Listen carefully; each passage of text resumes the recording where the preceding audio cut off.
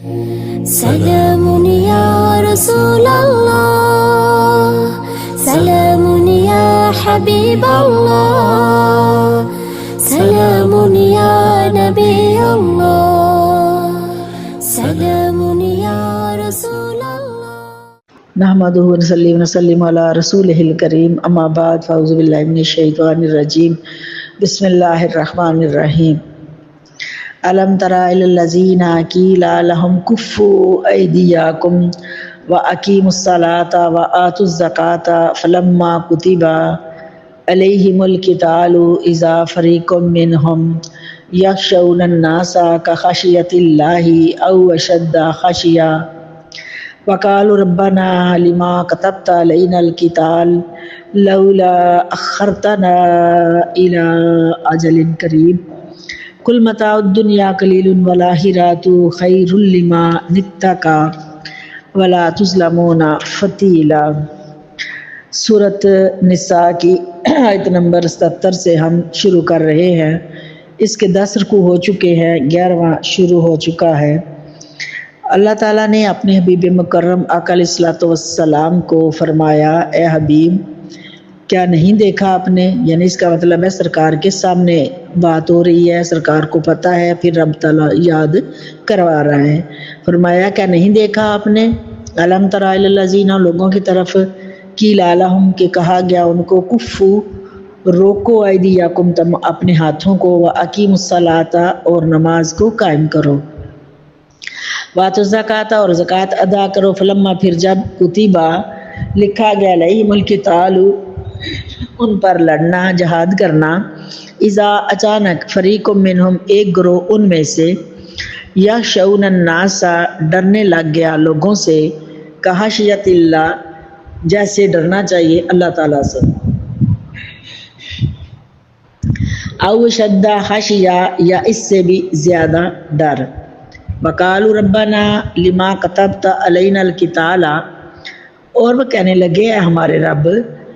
کیوں تم نے لکھ دیا علینا ہم پر جہاد، جنگ کرنا، جہاد کرنا، لولا اخرتنا الی اجل قریب اور کیوں نہ ہمیں کچھ مہلت دی کچھ اور مدت کے لیے۔ تو اے حبیب، اللہ تعالیٰ فرمایا حبیب مکرم صلی اللہ علیہ وسلم، کل آپ فرما دیں، متاع الدنیا قلیل، دنیا کی حقیقت، دنیا کا سامان بہت تھوڑا ہے، والآخرۃ اور آخرت خیر لمن اتقی بہتر ہے اس سے، اس شخص کے لیے جو تقوی اختیار کیے ہوئے ہے، ولا تظلمون فتیلا اور نہیں ظلم کیا جائے گا تم پر کھجور کی گٹلی کے ریشے کے برابر، یعنی کھجور کی گٹلی جب کھجور کھولے اس سے گٹلی نکلتی ہے، گٹلی دیکھیں تو اس کے اوپر ایک ہلکی سی جھیلی ہوتی ہے، ریشہ سا، اس ریشے کے برابر بھی اللہ تعالیٰ کسی پر ظلم نہیں کرتا۔ آیات نمبر 77 سے ہم شروع کر رہے ہیں کہ اللہ تعالیٰ نے فرمایا کہ اس لوگوں کو کہ آقا کریم صلی اللہ علیہ وسلم کو فرمایا کہ کیا آپ نے ان لوگوں کو نہیں دیکھا، کیا کب کہ ابھی مکہ مکرمہ میں ہجرت سے پہلے جب کفار نے مسلمانوں کو بہت تنگ کیا تو انہوں نے حضور صلی اللہ علیہ وسلم سے اجازت مانگی کہ ہم کفار کو کے ساتھ جواب دیں، ان کے ظلموں کا جواب دیں، ہم بھی اس پر جنگ کریں اور انہیں پتہ چل جائے، کیونکہ وہ جنگجو تو تھے ہی پہلے، اب ایمان لا چکے تھے، درجہ صحابیت پا لیا تھا، اب آقا کریم صلی اللہ علیہ وسلم کے وہ تابع تھے، اب حضور علیہ السلام کی اجازت کے بغیر وہ کسی سے جنگ نہیں کر سکتے تھے، اور سرکار ابھی اجازت نہیں عطا کر رہی، سرکار دو عالم صلی اللہ علیہ وسلم نے ان کو جنگ کرنے سے روک رکھا، سرکار نے منع فرمایا کہ نمازیں جو ہے تم وہ نمازیں قائم کرو اور زکوٰۃ ادا کرو۔ تو اس سے یہ بھی پتہ چلا کہ جہاد نماز زکوٰۃ کے بعد فرض ہوا ہے، یعنی نماز پہلے اور جہاد بعد میں فرض ہوا ہے۔ نماز ہجرت سے پہلے معراج میں فرض ہو گئی، اور زکوٰۃ 2 ہجری میں فرض ہوئی، اور جہاد بھی 2 ہجری میں، روزے بھی 2 ہجری میں، طویل قبلہ کے بعد زکوٰۃ کے بعد فرض ہوئے، یعنی پھر روزے بھی فرض ہو گئے بعد میں۔ اب یہ 2 ہجری میں واقعات ہوئے سارے، اور آپ کو پتہ ہے کہ جہاد بھی 2 ہجری میں، کیونکہ پہلی جنگ اسلام کی جنگ بدر ہوئی ہے اور رمضان میں ہی ہوئی تھی۔ ہجرت کے بعد حضور صلی اللہ علیہ وآلہ وسلم کے مدینہ منورہ پہنچنے پر مکہ مکرمہ میں صرف نماز فرض ہوئی تھی جو معراج کی رات ملی۔ چونکہ مکہ معظمہ میں جہاد کی کوئی صورت ہی نہ تھی، اس لیے رب تعالیٰ نے وہاں سے اسے فرض ہی نہیں فرمایا۔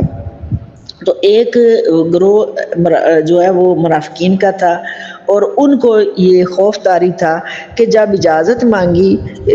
جہاد کی یا جنگ کرنے کی تو وہ صحابہ کرام نے مانگی کہ ہم بھی سرکار جہاد کریں، ہم بھی ان لوگوں کو جواب دیں۔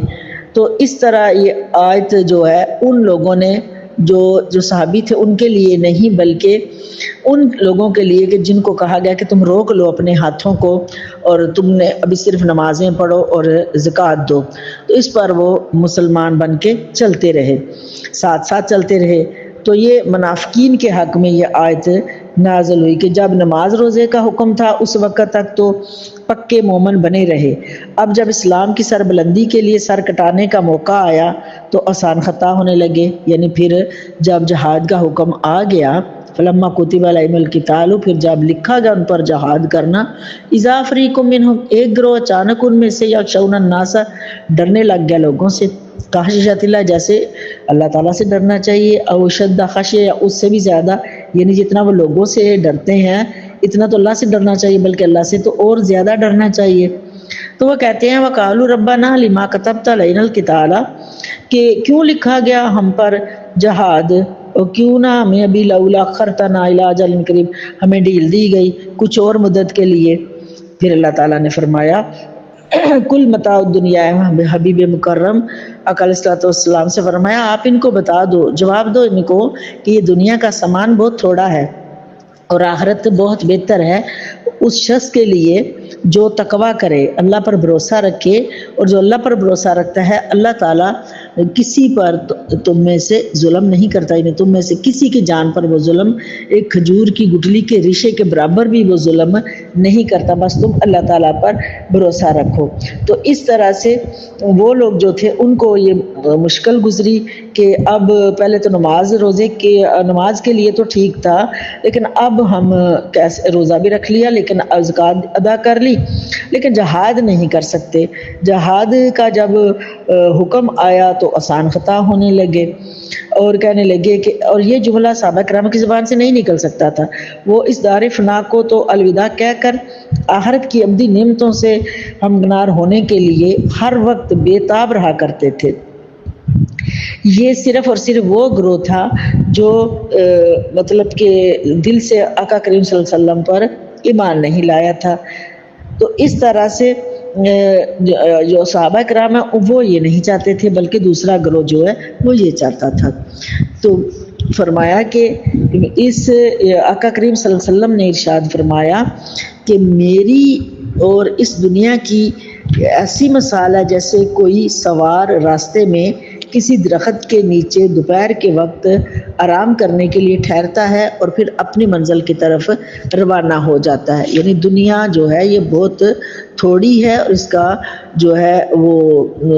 فائدہ بھی بہت تھوڑا ہے۔ پھر آقا کریم صلی اللہ علیہ وسلم نے اپنا فرمایا کہ میری اور دنیا کی ایسی ہی مثال ہے جیسے کوئی سوار راستے میں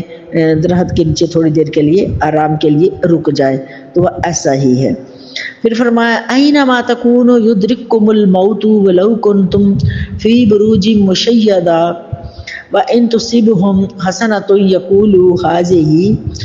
من عند اللہ وان تصبهم سیئۃ یقولوا هذه من عندک کل من عند اللہ فما لهؤلاء القوم لا یکادون یفقهون حدیثا۔ فرمایا آیت نمبر 38 میں کہ جہاں کہیں بھی تم ہو تمہیں لے آئے گی موت، یعنی تم موت کی وجہ سے جہاد میں نہیں جا رہے، ڈر رہے ہو، تو موت تو وہ ہے کہ جو آنی آنی ہے، تم کہیں بھی رہو، اگرچہ تم وَلَوْ كُنْتُمْ فِي بُرُوجٍ مُشَيَّدَةٍ، اگرچہ تم مضبوط قلعوں میں بند ہو جاؤ تو تب بھی وہاں پر تم کو موت آ جائے گی. جب مضبوط قلعوں میں بھی پناہ لے لو گے تو وہاں بھی تم کو موت پہنچ آئے گی. وَإِن تُصِبْهُمْ اور اگر پہنچے انہیں کوئی حسنۃ بلائی تو یقول وہ کہتے ہیں حاضہ یہ من عند اللہ اللہ کی طرف سے ہے. وَإِن تُصِبْهُمْ اور اگر پہنچے انہیں کوئی سیئات حسنۃ بلائی تو کہتے ہیں کہ یہ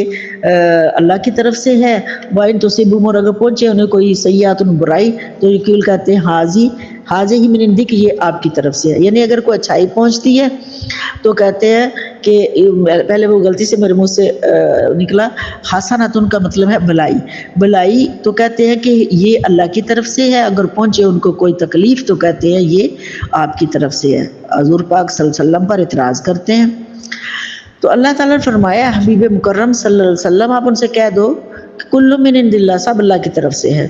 ان سے یعنی ان کو یوں شارٹ جواب دے دو سب اللہ کی طرف سے ہے. پھر فرمایا وَمَا لِهَؤُلَاءِ الْقَوْمِ لَا يَكَادُونَ تو کیا ہو گیا اس قوم کو کہ یہ بات سمجھنے کے لائق ہی نہیں ہے, بات سمجھنے کے قریب ہی نہیں جاتے, کسی بات کو یفقہون حدیثا کوئی بات ہی یہ نہیں سمجھ سکتے. اس لیے فرمایا کہ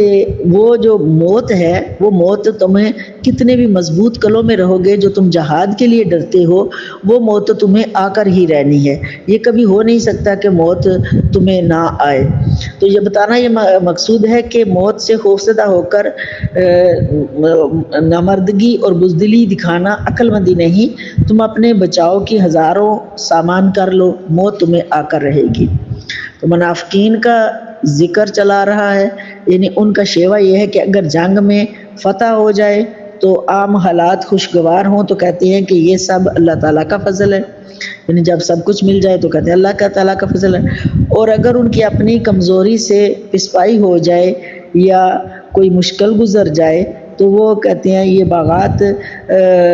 اچھی طرح نہ پھیلے تو اس وقت سارا الزام اللہ کے رسول پر رکھ دیتے ہیں. وہ کہتے ہیں کہ اگر کوئی اس دفعہ فصلیں ٹھیک نہیں ہوئی, باغات صحیح نہیں ہوئے, جنگ میں فتح نہیں ہوئی تو یہ ساری کی ساری نعوذ باللہ آپ کی وجہ سے ہے, آپ کی تدبیر جو ہے وہ صحیح نہیں تھی. یا ان کے اور ان کے صحابہ کے ایسے وہ طنز کرنے لگے, ایسے قدم آئے کہ ہر چیز سے برکت ہی اٹھ گئی, وہ باتیں کرنے لگتے تھے. یہ منافقوں کا طریقہ تھا. اللہ تعالیٰ فرماتے ہیں کہ اے عقل کے اندو ہر کام کا فاعل حقیقی اور مسبب الاسباب تو اللہ تعالیٰ ہی ہے. تم میرے محبوب صلی اللہ علیہ وسلم پر کیوں الزام لگاتے ہو؟ تو تمہیں چاہیے کہ سوچ کر بات کرو. فرمایا کہ یہ سب کہہ دو حبیب صلی اللہ علیہ وسلم یہ اللہ تعالیٰ کی طرف سے ہے کہ یہ تو تقدیری امور ہیں, اللہ تعالیٰ ہی جانتا ہے. تو یہاں خطاب جو ہے تمام انسانوں کے لیے, ہر فرد کے لیے ہے یا پھر حضور پاک صلی اللہ علیہ وسلم کے لیے, کہ حضور نبی پاک صلی اللہ علیہ وسلم کو ہے کہ فرمایا کہ آپ کی امت ہے. پہلی آیت میں فرمایا کہ یہ ہر چیز سکھ دکھ آرام تکلیف خوشحالی اور تنگی سب اللہ تعالیٰ کی طرف سے ہے. اور یہاں یہ ارشاد فرمایا کہ سکھ آرام خوشحالی تو محض اللہ کی طرف کا فضل و احسان ہے, اور دکھ تکلیف تنگی وغیرہ انسان کی اپنی طرف سے ہے. بظاہر ان آیتوں میں کوئی تضاد کا گمان ہوتا ہے کہ تھوڑا فرق آ رہا ہے, لیکن حقیقت اس کی یہ ہے کہ یہ دو مختصر فکروں میں جواب فرمایا بڑے علماء کرام نے, اہل علم نے, علامہ بیضاوی صاحب نے بھی, کہ فرمایا کہ اگر کوئی اچھا کام ہو جائے تو موجد حقیقی تو اللہ تعالیٰ ہے, لیکن آرام و خوشحالی کا باعث اس کا احسان ہوتا ہے, اس کا کرم ہوتا ہے, وہ عطا کرتا ہے تو اللہ کا فضل ہے. اور مقصد یہ ہوتا ہے کہ اپنے بندے کا امتحان بھی لیا جائے کہ وہ اس انعام پر کیسے شکر ادا کرتا ہے, اور تکلیف اور رنج کا باعث انسان کی اپنی کوتاہیاں اور غفلتیں ہوا کرتی ہیں. یعنی اگر اللہ کا کرم ہے, احسان ہے, تو بندہ کہے کہ یہ اللہ کی طرف سے, یا بندے کی بندگی ہے, عاجزی انکساری ہے بندہ پروری ہونے کا, کہ جو اللہ کے کرم ہیں یہ اللہ کی طرف سے ہیں, احسان ہے اللہ کی طرف سے ہیں. اور اس میں اگر کوئی کسی مطلب کہ کوئی کوتاہی ہو گئی, کوئی غلطی ہو گئی, کوئی امتحان آ گیا, اس میں ہماری غفلتیں ہو سکتی ہیں, ہماری سستیاں ہو سکتی ہیں, کچھ بھی ہو سکتا ہے, تو اس لیے اس کو اپنی طرف منسوب کیا جائے. اور اس نام پر جو ہے جو اللہ نے کرم کیا اس پر شکر ادا کرتا رہے, اور تکلیف اور رنج کا باعث انسان کی اپنی کوتاہیاں اور غفلتیں ہوا کرتی ہیں، وہ اس کے ذہن جو رہنا چاہیے۔ تو آپ کو غزوہ احد میں ملی گی جس عظیمیت سے مسلمانوں کو دوچار ہونا پڑا کہ جیسے غزوہ احد میں ایک جگہ پر صحابہ کرام کو ٹھہرایا تھا اور آقا کریم صلی اللہ علیہ وسلم نے فرمایا یہاں سے اس جگہ کو نہیں چھوڑنا، تو چھوڑ دیا گیا، اور چھوڑ دیا گیا تو یہ کوتاہی ہوئی، اور اس کوتاہی کی وجہ سے جو ہے وہ کتنا بڑا نقصان ہوا۔ تو اس لیے موجد تو رب تعالیٰ ہی تھا، یعنی پتہ تو اللہ ہی کو ہے، سب اللہ نہیں کرنا ہے، لیکن انسان کے اپنی کوتاہیاں بھی اس کے سامنے آتی ہیں، اور اس طرح سے احد کے اندر جو ہے وہ بہت زیادہ نقصان بھی ہوا ہے۔ تو اس طرح سے فرمایا اللہ تعالیٰ نے کہ یہ لوگ بات کو سمجھتے ہی نہیں ہیں۔ کیوں نہیں سمجھتے؟ ان کو سمجھنا چاہیے، کیونکہ یہ کوئی آقا کریم صلی اللہ علیہ وسلم کا جو فرمان ہے اس پر یقین کرنا چاہیے، اور ان تمام انسانوں کے لیے، ہر زمانے کے انسانوں کے لیے ہم نے آپ کو رسول بنا کر بھیجا ہے، اس لیے آپ کی بات کو ماننا چاہیے۔ ما اصابک من حسنۃ فمن اللہ وما اصابک من سیئات فمن نفسک وَأَرْسَلْنَاكَ لِلنَّاسِ رَسُولًا وَكَفَى بِاللَّهِ شَهِيدًا۔ فرمایا اللہ تعالیٰ نے پھر کہ جو پہنچے آپ کو بھلائی تو سو وہ اللہ تعالیٰ کی طرف سے ہے، حسنات وہ بھی اللہ کی طرف سے، اور جو پہنچے آپ کو کوئی تکلیف تو وہ آپ کی طرف سے ہے، اور بھیجا ہم نے آپ کو سب لوگوں کی طرف رسول بنا کر، اور کافی ہے اللہ تعالیٰ آپ کی رسالت کا گواہ۔ یعنی پہلے یہ کہا پچھلی آیت میں کہ آپ اے حبیب مکرم صلی اللہ علیہ وسلم کہہ دو سب کو، ان کو کہ وہ کہتے ہیں کہ یہ اللہ کی طرف سے ہے، یہ آپ کی طرف سے ہے، آپ کو الزام لگاتے ہیں، آپ کہہ دو سب اللہ کی طرف سے ہے، تو معجزہ تو اللہ تعالیٰ ہی ہے۔ پھر آگے چل کے اس آیت میں یہ بھی فرمایا کہ اے حبیب اگر کوئی اچھائی پہنچتی ہے تو یہ اللہ تعالیٰ کا احسان ہے، یہ حضور پاک صلی اللہ علیہ وسلم کے توسل سے پوری امت کو پیغام ہے کہ اگر کوئی اچھا کام ہوتا ہے تو اللہ تعالیٰ کی طرف سے، اور اگر آپ کو کوئی تکلیف پہنچتی ہے تو وہ آپ کی اپنی طرف سے یا اپنی مطلب کہ مس مینجمنٹ کی وجہ سے ہو جاتی ہے۔ وَأَرْسَلْنَاكَ لِلنَّاسِ رَسُولًا، اور اے حبیب مکرم صلی اللہ علیہ وسلم ہم نے آپ کو سب لوگوں کی طرف رسول بنا کر بھیجا ہے۔ تو کوئی رنگت، کوئی زبان، کوئی قومیت، کوئی وطن اس سے مستثنی نہیں ہے، سب کے لیے آپ ہادی ہیں، مرشد ہیں۔ جب یہ بات واضح ہو گئی کہ حضور صلی اللہ علیہ وسلم سب کے رسول ہیں، اور رسول کی تشریف آوری کی غایت ابھی بتائی جا چکی ہے کہ الا لیطاع باذن اللہ، کہ اس کی اطاعت کی جائے، تو اب کون ہے جو حضور صلی اللہ علیہ وسلم کو اپنا رسول تو تسلیم کرے اور آپ کی اطاعت سے جو ہے وہ منہ پھیر لے؟ اور آیات بینات میں جو ہے وہ پوری طرح واضح بیان دے دیا ہے کہ تو یہود کا یہ شیوا تھا کہ بعض آیات تو رات جو ان کی ہوائی نفس کے مطابق ہوتی تھی، یعنی اپنی خواہشوں کے مطابق، تو رات میں انہوں نے من گھڑت چیزیں ڈال لی تھی، وہ کچھ مٹا دی تھی، تو انہیں مان لیا کرتے تھے، اور دوسری آیت کا حسب منشا مطلب گھڑ لیتے۔ بہرحال یہ امر واضح ہے کہ قرآن نے سنت مصطفیٰ صلی اللہ علیہ وآلہ وسلم جو ہے وہ بے چون و چرا اطاعت کو بار بار اتنا دہرایا ہے کہ قرآن کو اللہ تعالیٰ کی کتاب یقین کرنے والے کے لیے سنت نبی صلی اللہ علیہ وسلم سے منہ پھیرنے کے سارے دروازے جو ہیں وہ بند کر دیے۔ جو قرآن کو مانے گا، آقا کریم صلی اللہ علیہ وسلم کے فرمان کو مانے گا، اور آقا کریم صلی اللہ علیہ وسلم کی زبان کے فرمان کے مطابق قرآن کو جو ہے وہ سمجھے گا۔ اور اے حبیب مکرم صلی اللہ علیہ وسلم اس حقیقت کی صداقت پر خود گواہ ہے کہ تو اس کی ساری کائنات کا ہادی و مرشد ہے، اور ایسے گواہ کی شہادت کے بعد دنیا بھر کے منکرین انکار بھی کرتے رہیں تو کوئی بھی پرواہ نہیں ہے، کوئی ایک مچھر کے پر جتنا بھی کوئی نقصان نہیں کر سکتا۔ اسلام کا غالب آنا، دشمنان اسلام کا ہی کچھ مدت بعد اس کی ناموس و عظمت کے لیے اپنی جانیں قربان کرنا اللہ کے گواہ ہونے کی سب سے روشن دلیل ہے۔ اور کتنا کھول کر بتا دیا کہ اللہ کا متی وہی ہے جو اس کے رسول کا متی ہو۔